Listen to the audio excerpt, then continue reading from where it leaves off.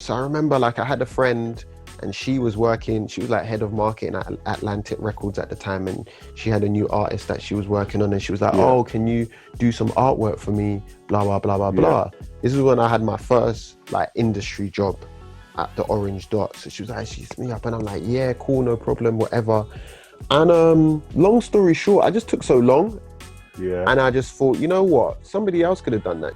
And Yeah. she could have like paid them and like she would have been happy with the outcome. Yeah. But like you don't like doing work for other people, Yeah. graphic work for other people. Yeah. So it was like you kind of took someone's blessings in that moment in time. Wow. And after Wow. that, I said I would never like pursue stuff that I wasn't really passionate about per se in it, right? I love that. Once again, because I didn't want to take food from somebody else. Right.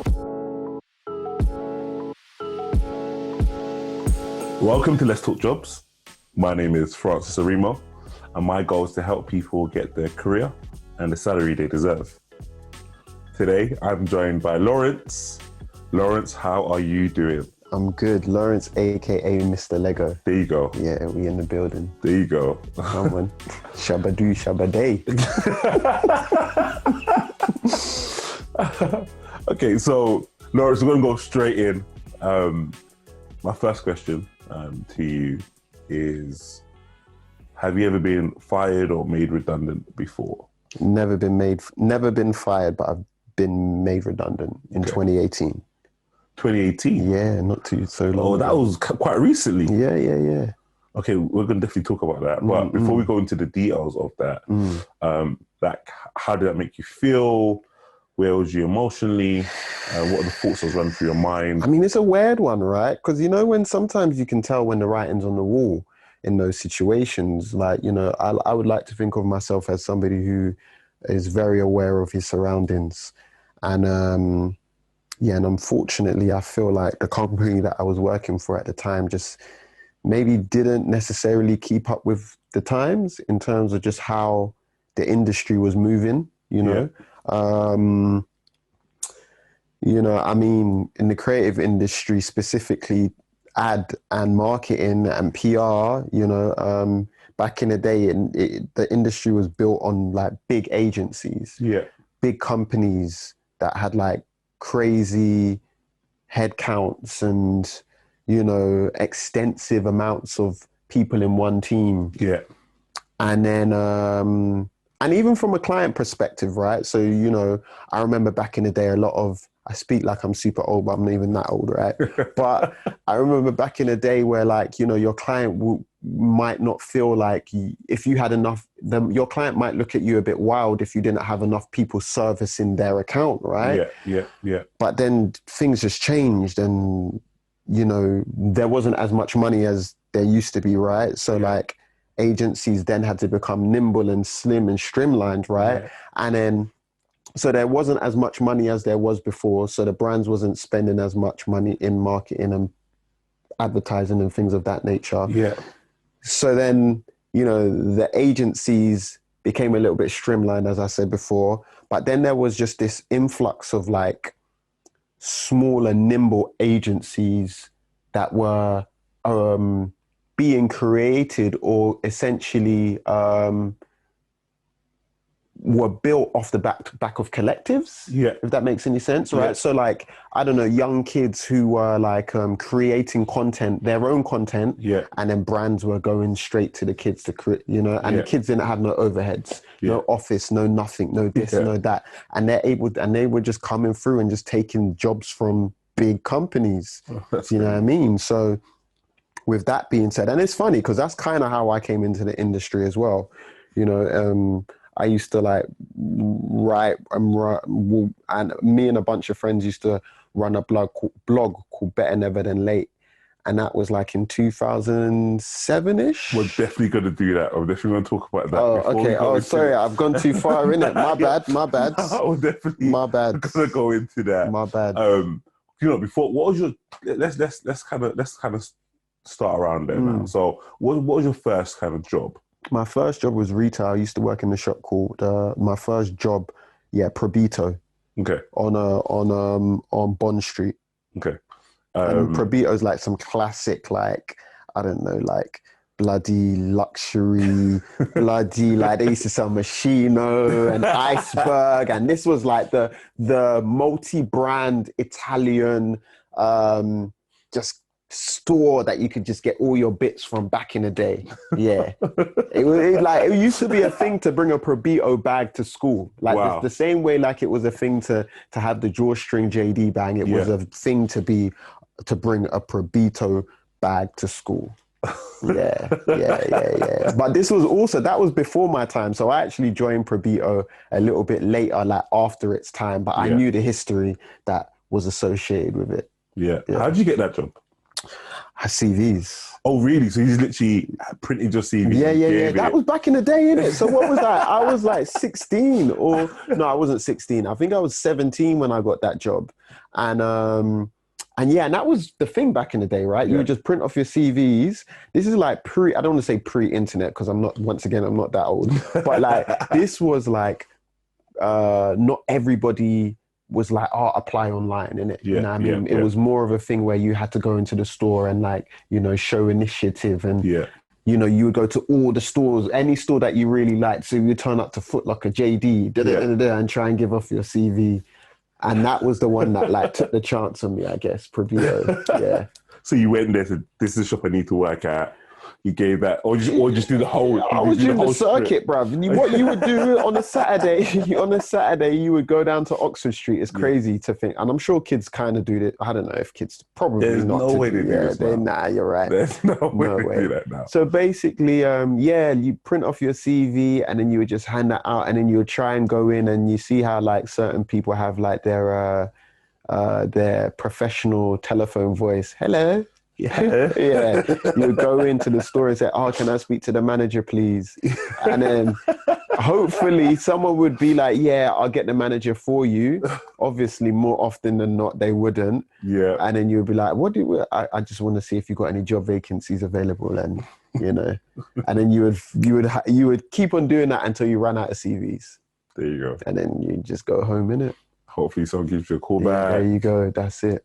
And Probito gave me that call back. I love that. Okay, cool. So that was your first job. What was your first side hustle? My first side hustle? That's a good question. I've had a lot. What was my first side hustle? What did I try and do? Do you know what my first side hustle was? My first side hustle was printing off Dragon Ball Z pictures and selling them. You didn't do that. That was a thing back in the day. You didn't do that. I'm telling you, that was a thing. You didn't do that. I promise you. in secondary school, that was a thing. Wait. Yeah. So you print it off. Yeah. You would get time in the IT room or something. Oh, so you didn't even do it from home? No. You did it in school? You could do it in school or from home, but you don't want to use your ink at home, innit? You want to use the school. So you use the school's ink? Yeah, and print off pictures and then you would sell them. Who will buy them? How much people would buy them? Like I remember before I was selling them, I was buying them. So you know what? Anybody, right, who went to like inner city school, right, or inner city London school, or went to a school in the hood would know what I'm talking about. Or a secondary school in the hood, they would know what I'm talking about. Sounds if crazy. your school was mad, like if you would know, But I promise you, that was a hustle. What else was a hustle? Obviously, like buying donuts. Oh, come on. That's staple. But like, for you sure. You go to school and you sell donuts. Yeah, but you would just have to find the sickest like Dragon Ball Z pictures and print them, and then you can sell them for like £1 and stuff like that. And then people would like put them in, like, I don't know if they still do this in, I don't know.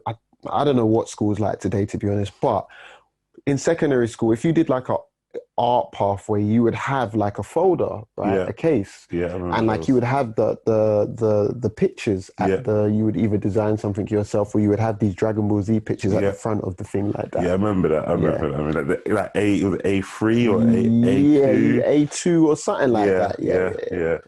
Okay, that's crazy. But that was the first hustle. And then I think like the first real thing that I think the first one was like me and my boy Jermaine and Tommy.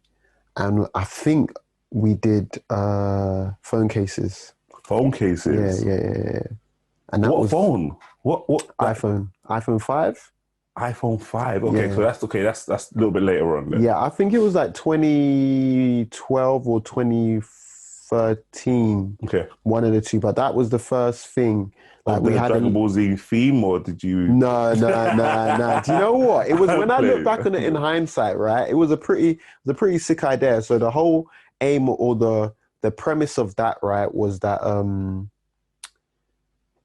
it was all the phone cases essentially were like were gradient. Yeah. They had a gradient on the back, like from going from one color to the other, and like we wanted to try and own that. Oh no, what was that? No, did we?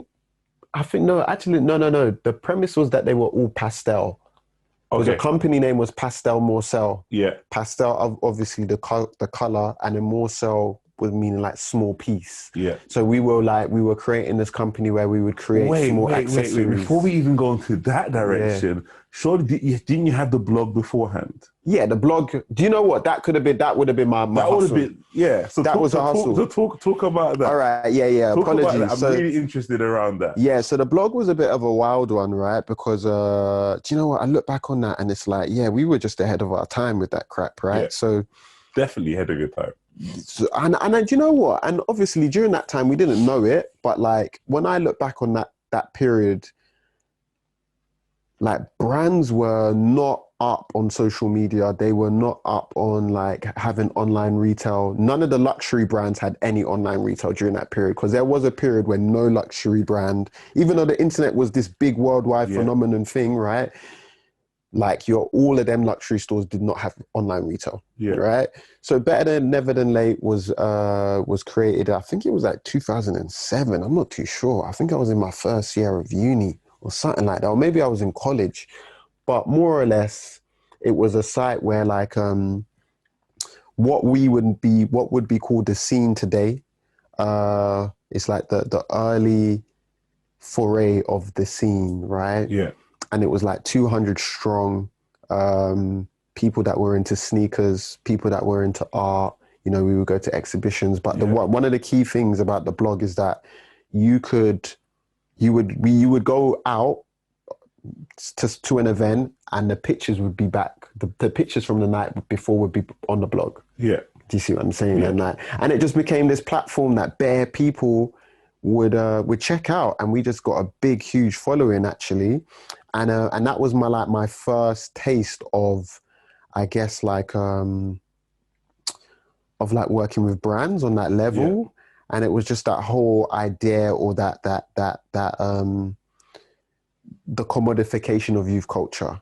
Okay. Essentially. Okay, break that down to us. So what does that mean? Like practically, like how many people that visited your site? Okay, so essentially, like the commodification is just like I guess utilizing something for your own benefit, right? And the thing to be used or to take advantage of. To utilize essentially was the platform, right? And the platform essentially spoke to a particular audience, right? We had them locked in. That 18 to 25-year-old demographic, right? And that's a very hard market for brands to reach. Definitely. Right? And especially during that period as well, because it's like nobody could really catch hold of what social media really, the capabilities and the real, what word am I looking for? The real advantages the real advantages that social media had at the time, if that makes any sense, right?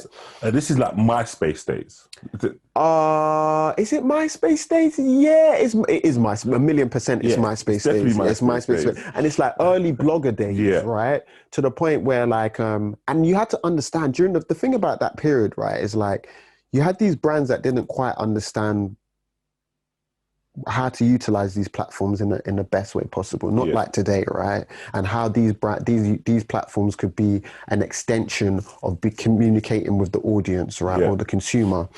But then you had all of these young people who were essentially able to build brands for themselves and utilize these platforms in some way, shape, or form to push whatever they were doing, right? So for us, it was like, it was pushing our photography, it was pushing our friends' music, it was pushing our friends' parties. You know, people wanted to be on the blog, blah, blah, blah, blah, blah. And it kind of just like, I got like a lot of consultancy work off the back of it. Oh, really? Yeah. I got a lot of consultancy work off the back of it. A lot of like brand partnership work got off the back of it. I got a lot of that crap. And yeah, man. And I just like, that's really what kind of like, kind of directed my career in a certain type of way. Because it was like, I was getting like big checks for somebody of that age. And I was like, this guy's giving me this fat check to basically tell him what's hot and what's not, right? Right? So how do I cut this guy out the middle? And how do I, like, he's obviously making more money than me. Yeah. And the rest was history after that. I just pursued, like, essentially where I am today after that. So... Or I kept my focus in that direction because before that, this is all during uni as well. Okay. This is all during uni. So before that, before I had decided to take that route, I wanted to be a graphic designer. That's what I was in uni for. Yeah. I was studying graphic design. I went to CSM. I went to LCC. Part of the reason why I wanted to have a conversation with you is over the years I've known you for, you would always have kind of your university or your for when you worked in GAN, you always had side projects. You always had something you did on the side. So I asked you about what was your first side hustle, because you've always been that person that I know that is even when you work in kind of a full-time job, you're still doing a bit of freelancing here and still working a bit here. Like, where did all of that come from? Like, you've always been that person, always been in the creative industry. And that's one probably the hardest industries to kind of get constant work. Yeah. You've always been busy. And if you're not busy, it's because you don't want to do the work. Yeah, there you go. I mean, do you know what? One of the key things for me, I guess my creative side is just executing my ideas, right? And it's like, if I have an idea, I have to execute it in some way, shape or form, whether it be 20%, 30%, 60% or 100%. Do you know what I mean? But I have to exit, because that's one of the key things about like that you get taught in school. Well, because a lot of your work in school is project based, right? Yeah, of course. And they take you on a journey, or they try and take you on a journey of how to develop your ideas, right? So you might get your brief, then you might do your research, then you might do your then your practical, and then you'll have your final piece, right? And that's the way, like, I kind of like, I guess where I don't do that's where I get I'm able to execute my creative side, where I don't actually sit down no longer and draw stuff or design stuff or take commissions and things of that nature. I find like, if I have an idea, I just want to execute it. You know what I mean? And I feel like earlier in my career, it was just about executing, but like and it was just about the beauty of creating and looking and having a final product and being like, all right, this is the final product. To me now, the beauty is creating and making money of what I've created. That's do you know what I mean? That to me is art in itself, because you know, it's not easy. It's not easy. So talk to me about so you finished uni. Right. You had this. Do you still have the blog thing and consultancy going on, or? Yeah.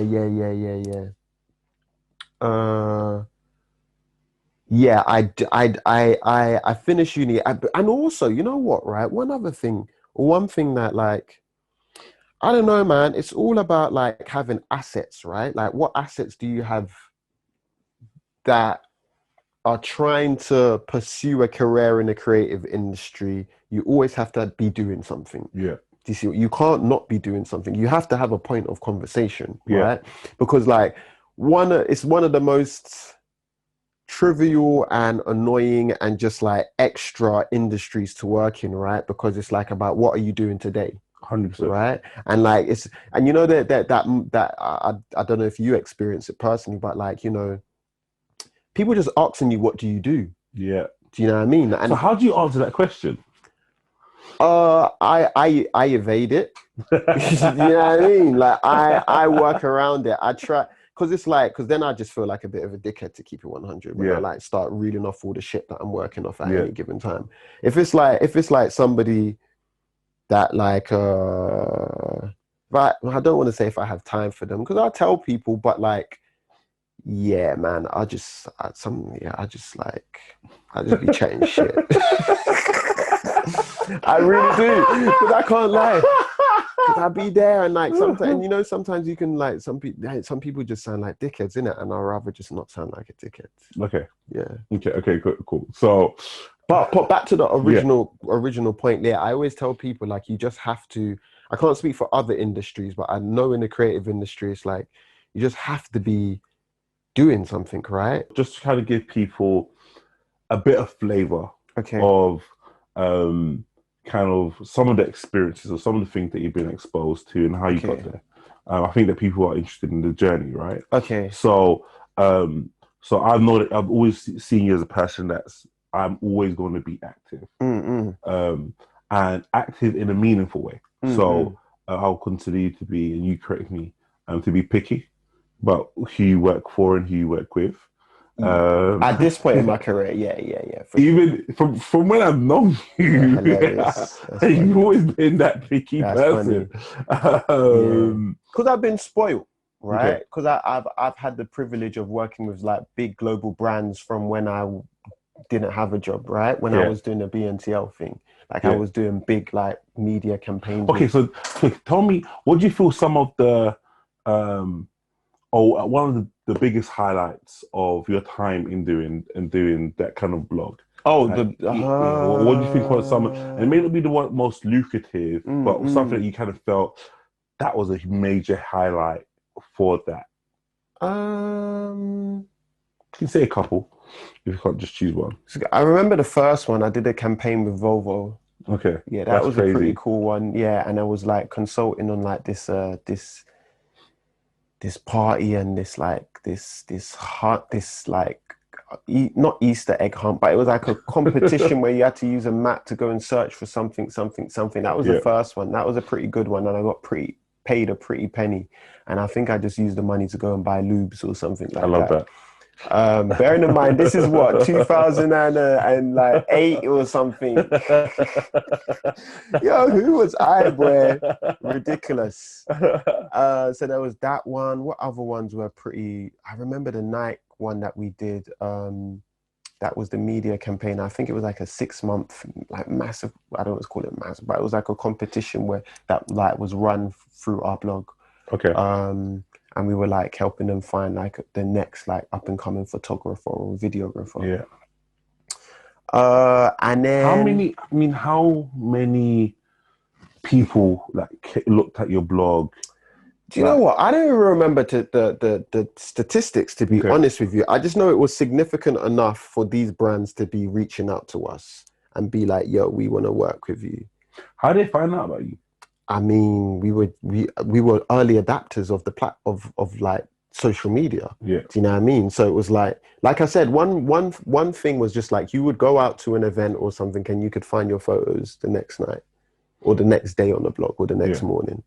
And then like around that was also music, art, movies, fashion. Do you know what I mean? And at that point in time, it's like what we know it to be today is I don't want to call it street culture per se, but like that's what we were dealing with when nobody really knew what it was. Do you know what I mean? And like there was a small community, but it was a concentrated community, right? And yeah. So tell me. So I remember, and I'm kind of picking bits. I know you did a project with Adidas. Was that When was that in your career? You know Was what? I that threw a few. It depends. I actually worked for them for a bit. Like I worked for them for like 3 months and I left. okay? Yeah, they had made a new role and like I got the role basically. But yeah, I did a few things. I went out there. I did like a running thing in Nuremberg. But like, yeah, when I was working for them, I was between Nuremberg, so Germany, that was Yeah, HQ, and they've got a HQ in Stockport and London. yeah, Yeah, so I worked between the three. I opened up well, no, I didn't stay to open the store, but I was working on opening their store in Fubert's place, which is Carnaby Street, just off yeah, Carnaby Street. yeah. Yeah. So So I hired all the staff there. oh, really? Yeah. That's crazy. Yeah. No, well, I mean, that was eight. Like, there's probably like one or two people there, but like before the store opened, like I got the team, Right. and like I was like in charge of like doing events and stuff for that store. Basically, I was activation manager for that store, Okay. and then yeah, mate, that was probably one of my shortest jobs I ever had. I wasn't really feeling it, and then I got offered a job at Cornerstone to basically be account manager for their Converse Europe account. Yeah. How long was you there? Cornerstone Yeah. for like 4 years. Oh wow. And that's where I got made redundant.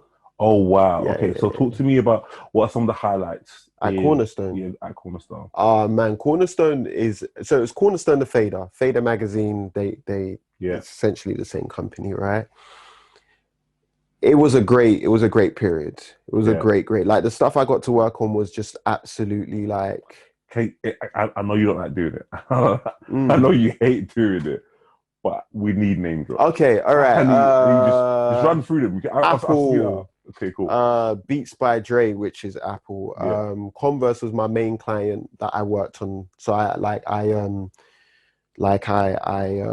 ran a program called Converse Rubber Tracks, basically, which was free studio time for up and coming musicians. That's dope. And yeah, I worked on that globally. I would like book out studio time, like top notch studios, not dead studios, like proper top notch studios. Like I know all the studios. Yeah. I know my way around the studio. I know all the great studios in London. Yeah. I've used like the best studio in Germany, bloody Iceland.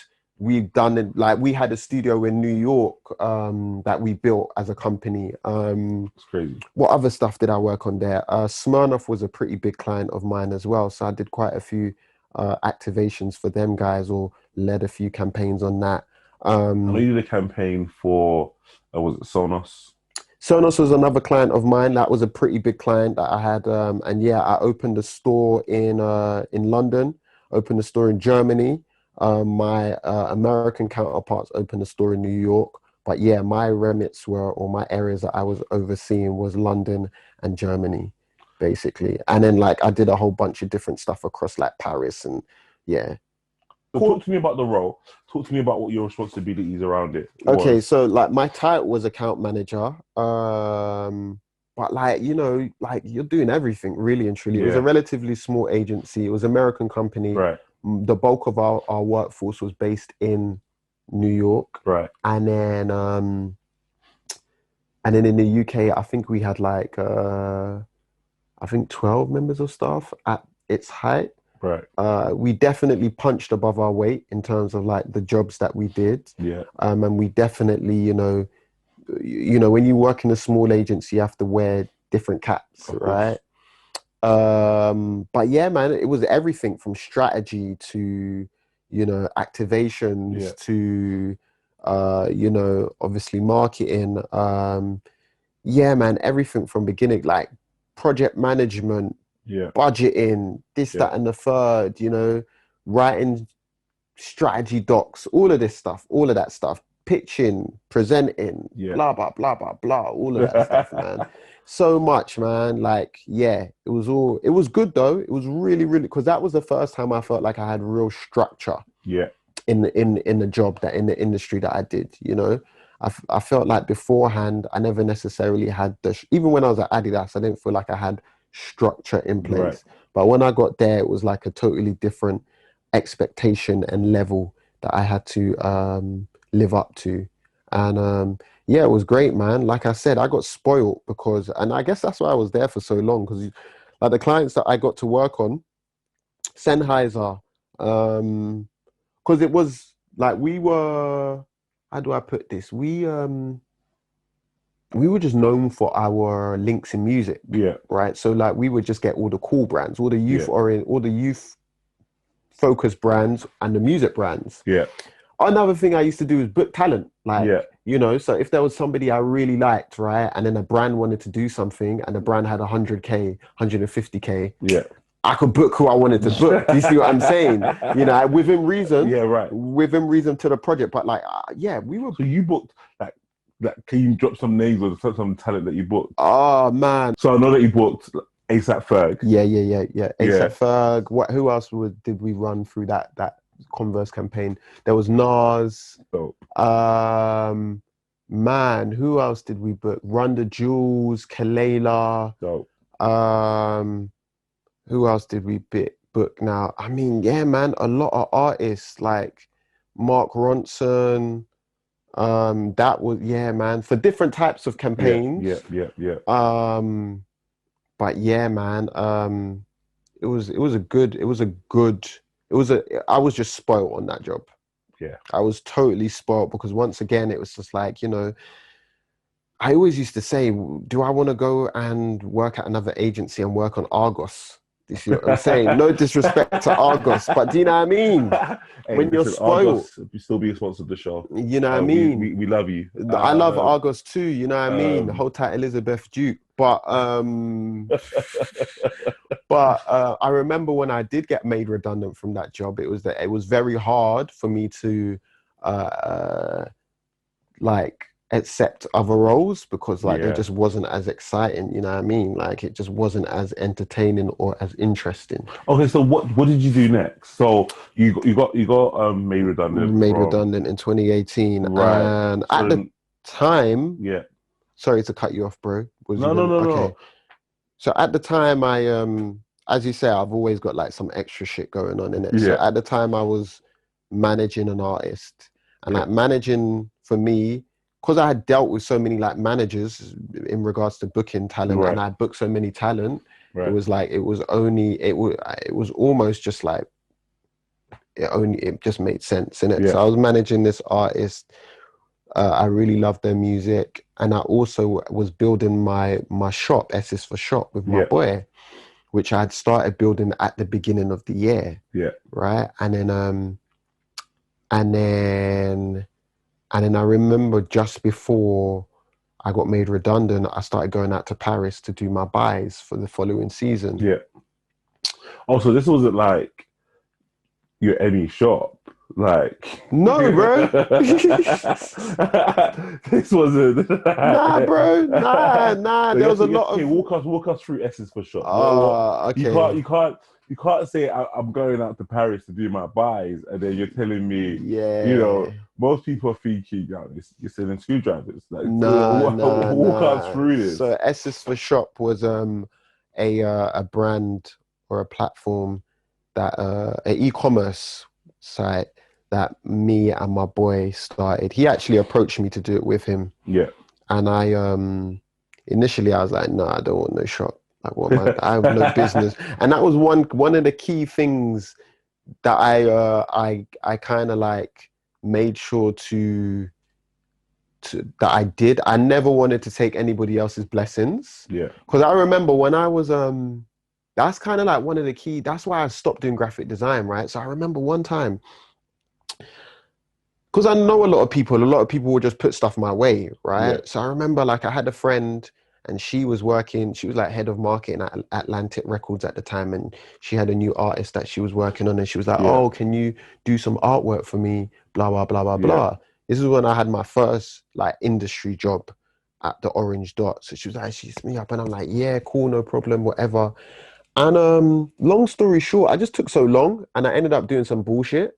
And I ended up getting like 2 or 3 jobs. And I was like, nah, I don't want no shop. Like, what, man? I have no business. And that was one of the key things that I kind of like made sure to Yeah. And I just thought, you know what? Somebody else could have done that shit. And Yeah. she could have like paid them and like she would have been happy with the outcome. Yeah. But like you don't like doing work for other people, graphic work for other people. Yeah. So it was like you kind of took someone's blessings in that moment in time. Wow. And after that, I said I would never like pursue stuff that I wasn't really passionate about per se in it, right? I love that. Once again, because I didn't want to take food from somebody else. Right. So in this instance, that was like my thought process. I'm like, so do you remember the name of the artist? The artist? Oh yeah. Her name. Don't say the person's name. Oh, in case. That I was managing. No, the name of the artist that you did the artwork for. I don't remember her. I don't remember her name, but I know she's had a few songs, like definitely, because I like when I remember seeing her video in the gym. I did that artwork ages ago. Yeah, she's had a few like songs, like strong songs. She's not necessarily skyrocketed, but if someone else did the artwork, you never know. She could have skyrocketed. I mean, I'm not blaming you. I'm just saying. Yeah, man, you're funny. No, I'm playing. But yeah, but I thought that's an amazing value to have, to say, actually, do you know what? What's not for me is not for me. Yeah, man. It may come my way, but I'm gonna. So talk to me about that. So someone approaches you and say, "Hey, I want to do a shop. I think I want you to do it with me." Yeah. In the beginning, I was like, no. Yeah, and so like my boy took me for dinner and everything. He tried by the whole, like he took me to some Chinese restaurant I'd never been to down like Mayfair and bought a whole duck. And and had two of our other boys involved, and he was like, "Yo, bro," and I was like, "No, fam, I can't do this. I don't want to do it because it just didn't interest me."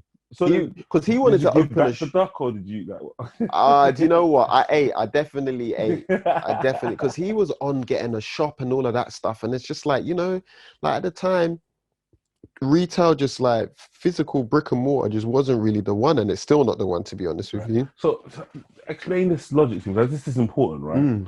So you've made redundant, right? So you're not working like that.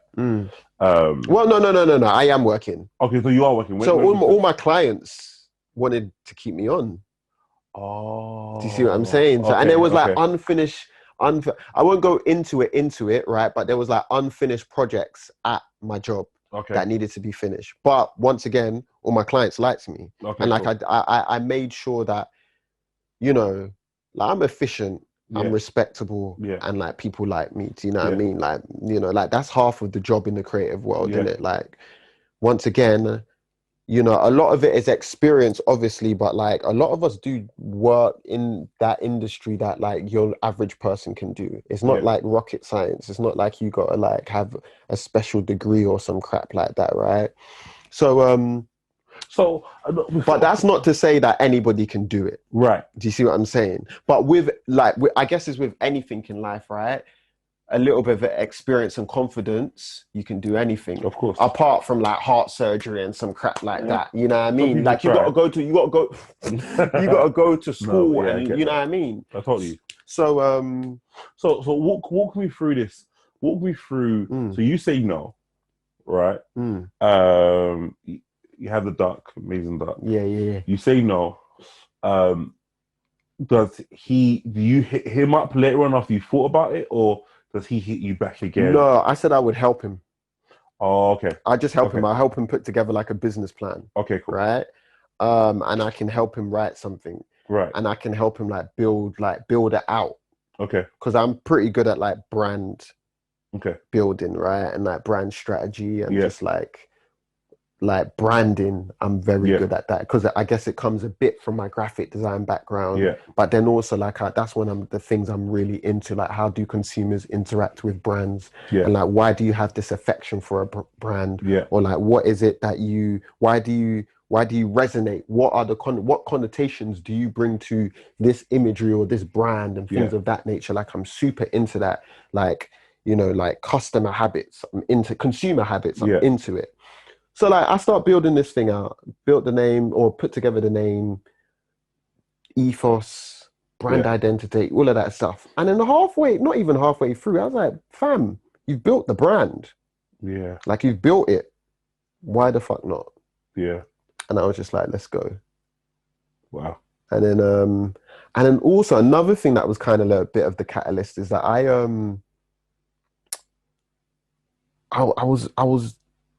was doing like a job interview at the time or before, and like they kind of mucked me about. Like I had 5 interviews, and then in the last moment, like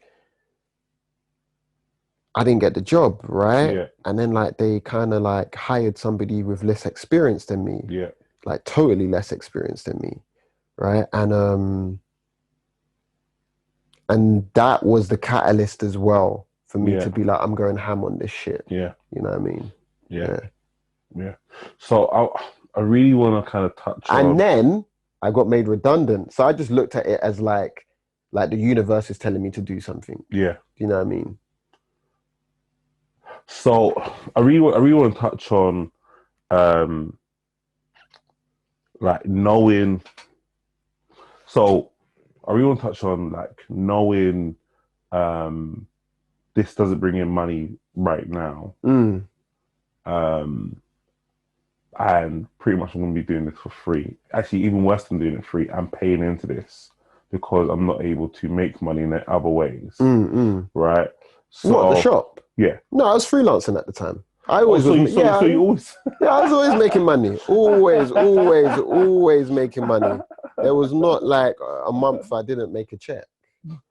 Yeah, I can just like, I'm pretty good at like planning my time out, right? Okay. And a lot of the shop, right? So Yeah. walk me through the shop. Walk me through the shop's concept. Walk Okay. me through, like what it looked like and stuff along those lines. Take us on that journey. Take us on the highs. Some of the lows.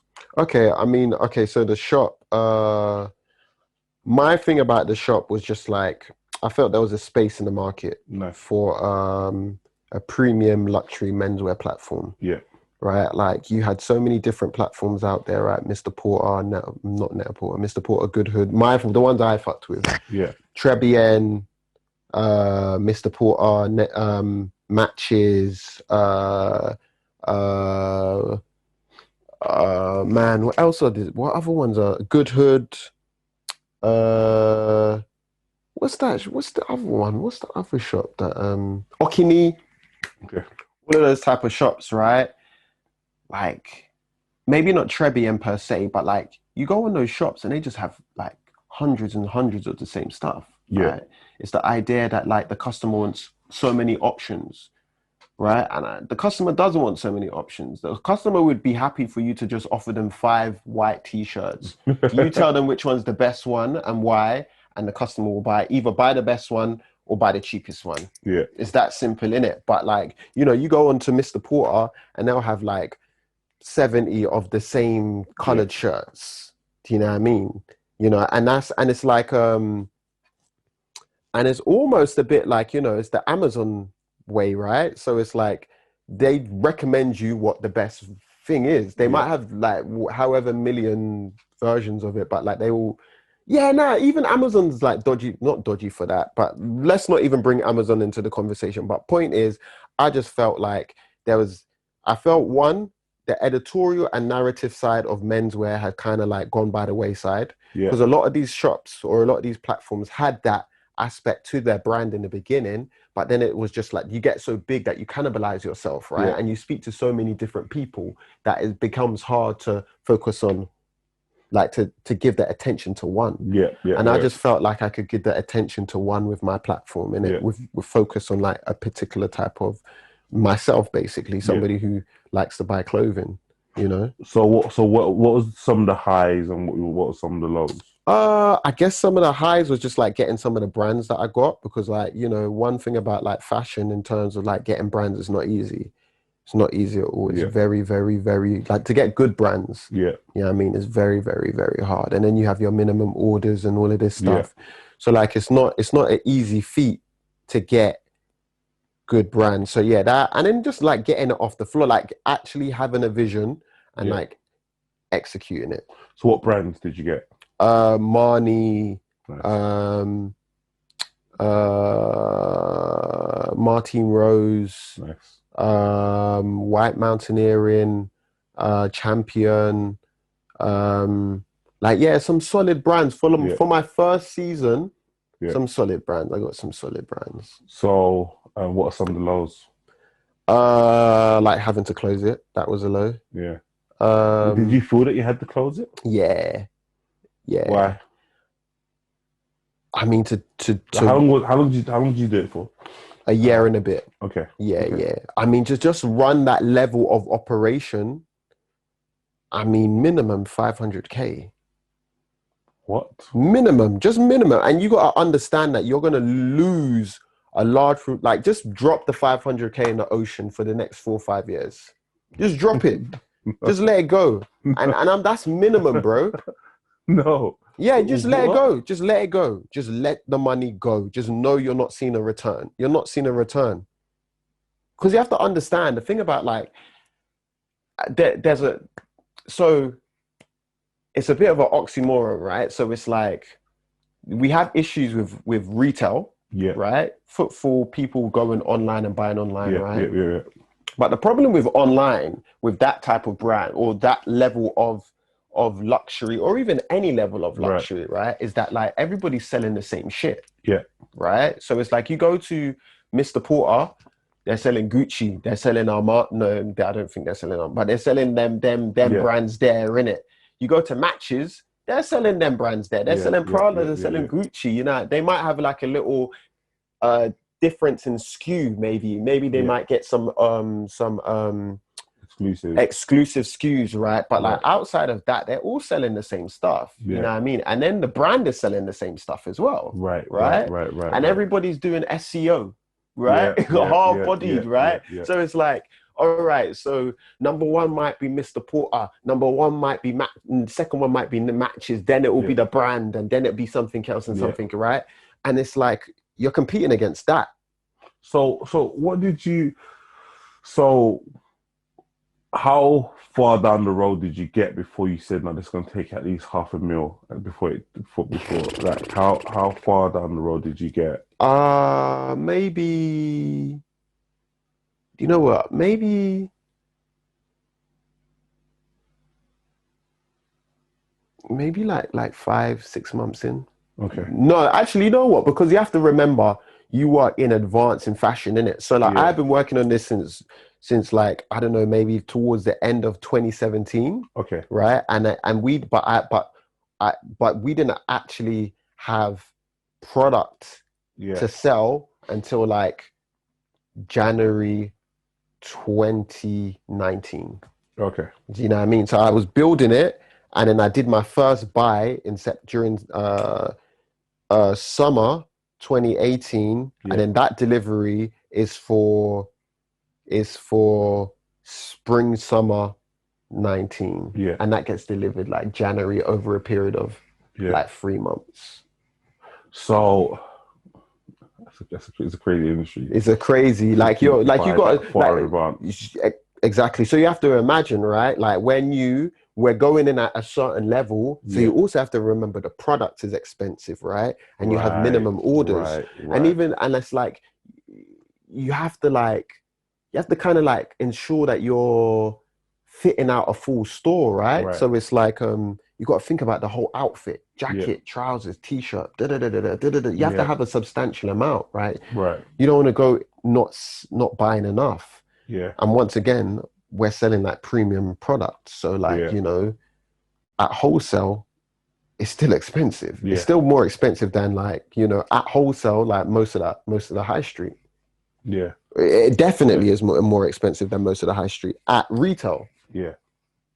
Wow. So you look down the road, you're 6 months in, and you're thinking, I'm not too sure if this is gonna suck blood. No. I mean, this is gonna take. So and another thing. Sorry, you go, boy, my bro. No. Please continue. And another thing is just like, one thing I did learn from that scenario though was just like, if you are gonna do something on the large scale, you need a team. You need a team. You need to try and like, I needed support, and I look back in hindsight, and that is definitely was missing. like that. But then that's a large proportion of what you're going to spend your money on, staff, right? Getting the best people to do the best jobs, or they get the best people in those roles, right? So yeah, man, I just didn't like necessarily. I had a little bit of a team, people that helped me and supported me, but I didn't have a team. Like I was doing me and my, yeah, I was doing everything, man. I was doing everything. Yeah. So that stops, right? Yeah, yeah. Or you stop it more so. Not it doesn't stop. You bring it to a halt, right? So, what what happened next was what was next to you? Do you know what? So, I was fortunate because I had Apple as a client. So, so like I was doing I was like doing talent management for Apple, like booking talent, like choosing talent, you know, all of that stuff. Like I had done the strategy for a series of events that they implemented within the business. Uh, and and they kept me on. So I started working on that when I was at my last job. But they were like, we want to continue working with me. So I was like, hell yeah. And yeah, man, it was mad cool. Like I probably did like 7 days out of the month, and that was nice. You know, like maximum 5. Wow. You know what I mean? And then maybe like my hardest day was the night of an event. Right. You know what I mean? So for your events, can you talk about some of the people that you had like headlining the events? Yeah, of course. So man, that was I mean, that was like Miss Banks, Pick up Miss Banks. Koji Radical, Mahalia. Who else did we book during that period? Getz, Lady Leisha. Who else did I have? Yeah, Dave, right? That was for another Apple event. Okay. Yeah, that was another like, yeah. So they brought me into other projects. Okay, cool. Because like, you know, you're the guy. There you go, in it. Okay. So like, I worked on that one. That was Dave. That was the beginning of this year before Corona. Yeah. But okay, so what? Oh, really... okay, all right. So you said what happens after? Like, I shut the shop down. I sell all the stock. Essentially, manage to like sort out something, sell all the stock. And to be honest with you, I said to myself, I'm going to take 2020 off. Yeah, that's what I said. I said, I'm at least the first 6 months, I'm going to take it easy because I had Apple just chilling. You know what I mean? Like I wasn't really. I said, I look, bro. The beginning of that's a lie.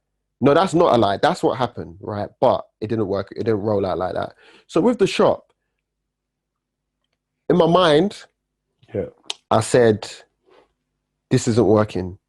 Somebody came in and offered to invest in the shop.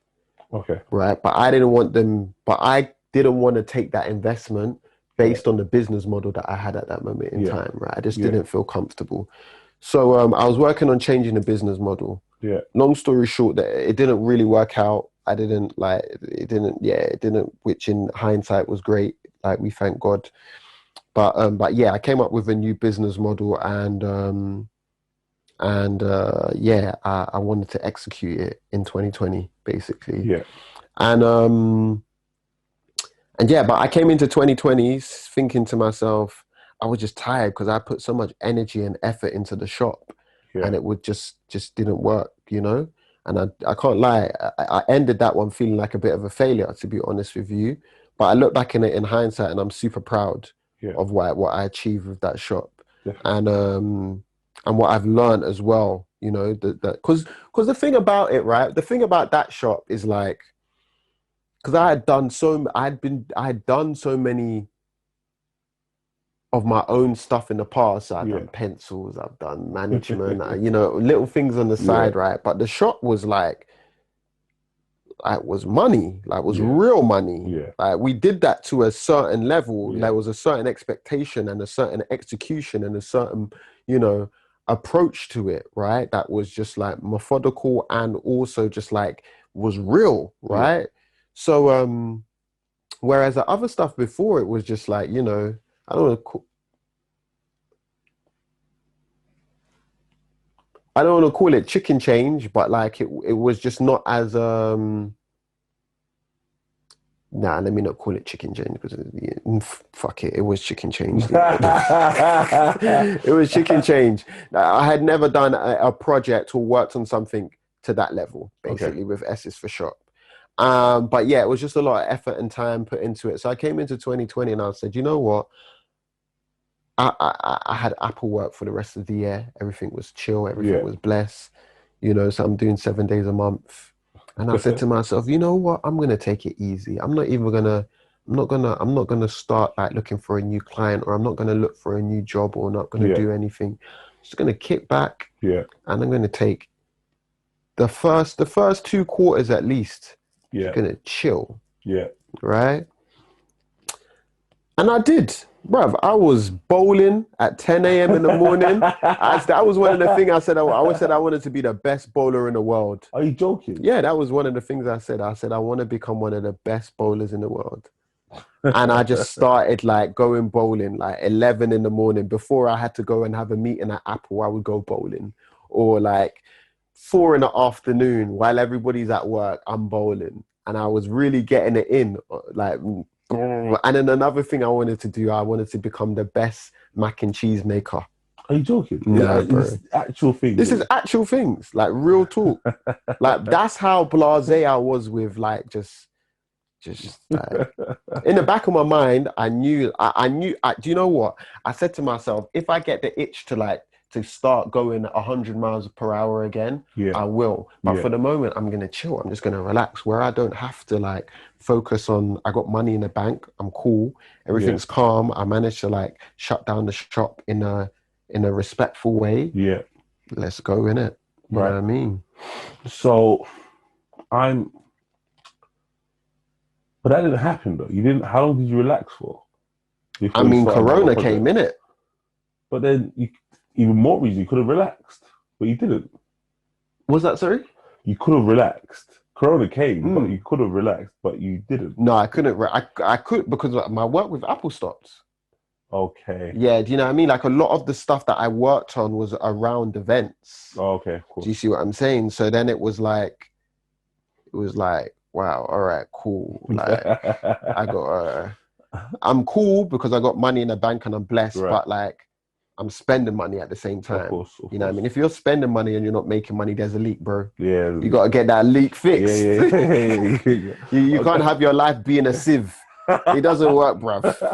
Okay, so then what are some of the projects that you're working on? What can I talk about?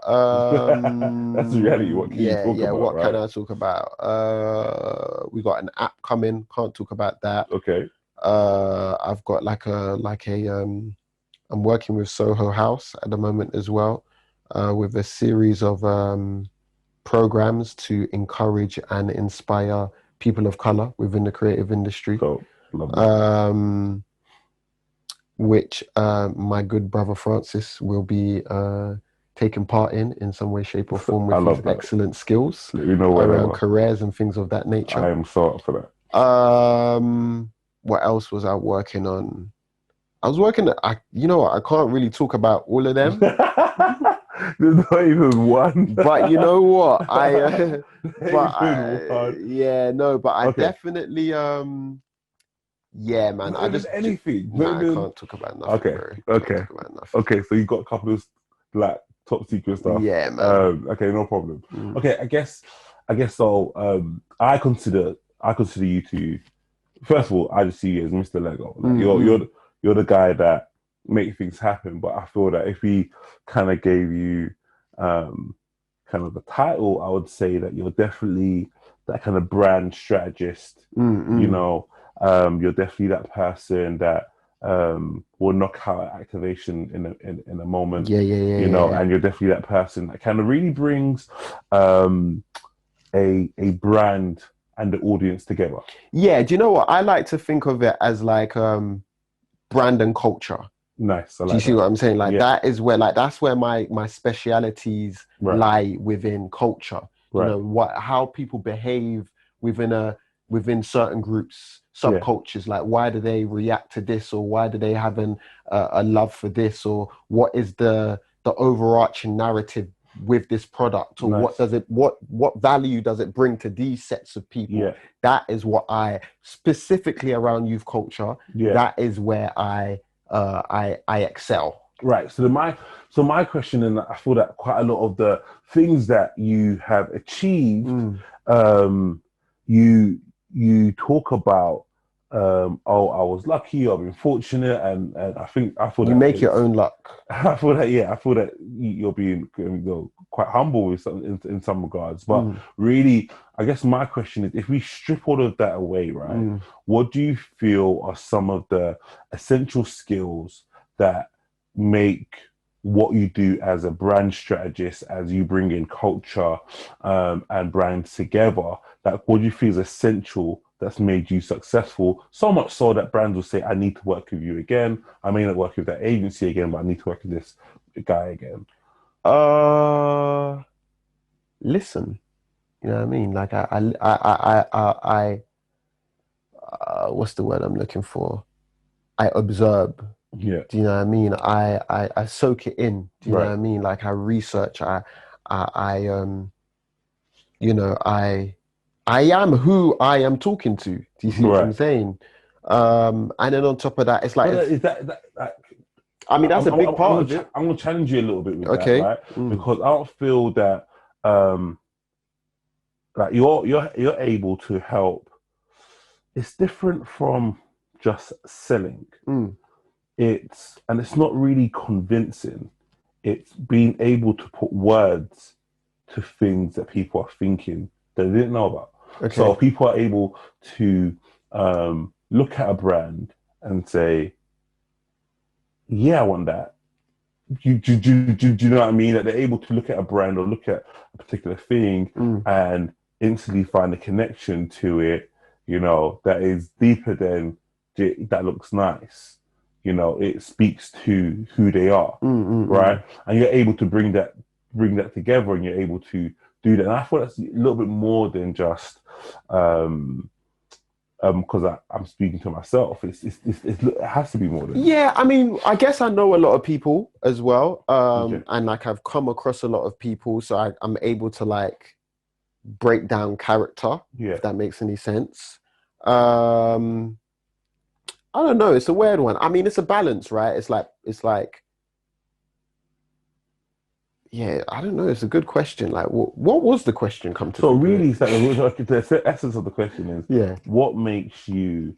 So if I try to replicate what you bring to the table, what are some of the essential skills that you feel is kind of required?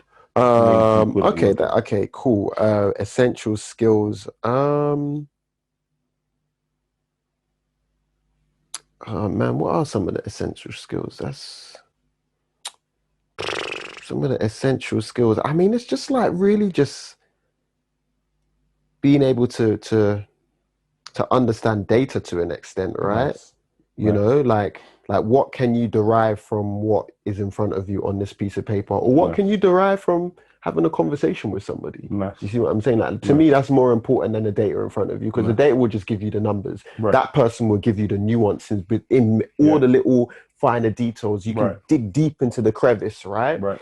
So, yeah, man, like that is, and people, I guess people can relate to me on so many different levels, right? Because it's like I'm from the hood, right? But at the same time, like I work in this environment, and I've worked in this environment for a long time. That like, but then also on top of that, like I guess I can articulate and communicate my ideas on paper and verbally as well. You know what I mean? And then I know what other things are there. I don't know, man. It's a weird one. It's just yeah, I guess like once again, I just live the life that I like. What I work on, I am once. I know I've said it before, but I am that consumer, right? Most of the people that I work, or I translate their ideas or their thought processes or the way they behave, I am them to a certain extent. You know, I might not necessarily fully be them, but like I am aspects of all these individuals who these brands are trying to reach out to. Right. You know?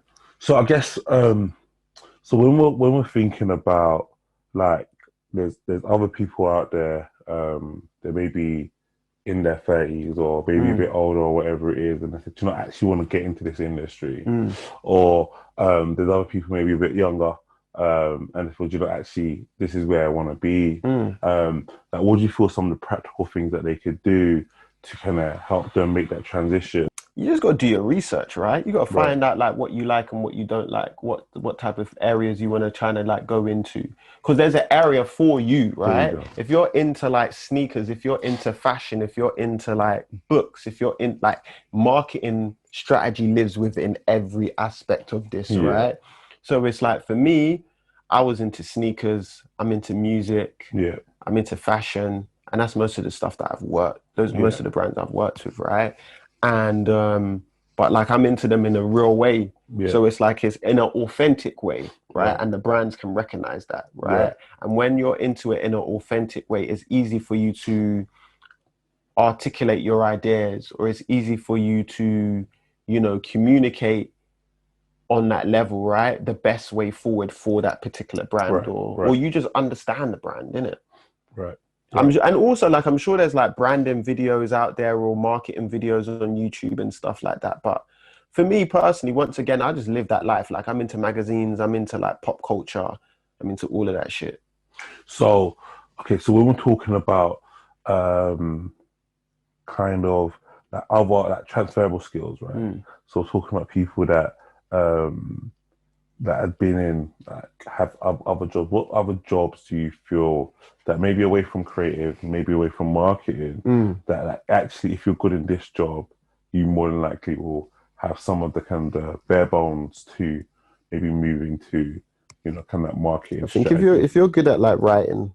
Really? Yeah, I think so. I think you can really. So you're telling me, right? So we have like an office manager, right? Who's dealing with all of these different stakeholders all day and have to write all of these stuff, or maybe an executive assistant who's writing on behalf of the CEO, whatever it is. That person will be probably have the raw skills to move into. Yeah, man. Because at the end of the day, it's about communicating your ideas, right? Yeah. And if you can put together like a good like deck, you know, or you can formulate your ideas in a way that is digestible, then you know what I mean. I guess creativity is a part of it, right? Of course, but that's all subjective, though, right? Yeah, you know what I mean? Like you can do research and find a good idea and like rework that, because there's no idea under the sun is original, you know what I mean, in the words of Nas. But like you can I love the fact that you said the words of Nas. Come on, man. But and he's not even the first person to say it. Oh, but, definitely not. It was definitely from the Bible. But...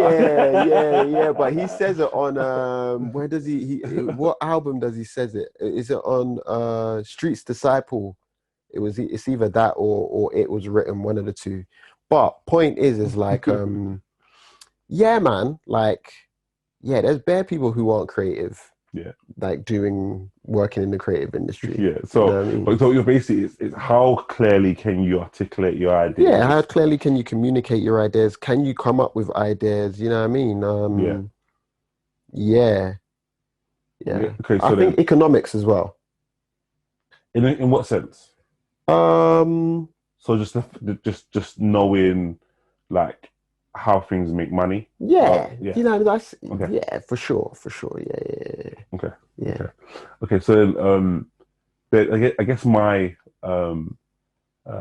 penultimate question would be if you could go back like 10 years and give yourself advice, what advice would you give yourself? What advice would I give myself?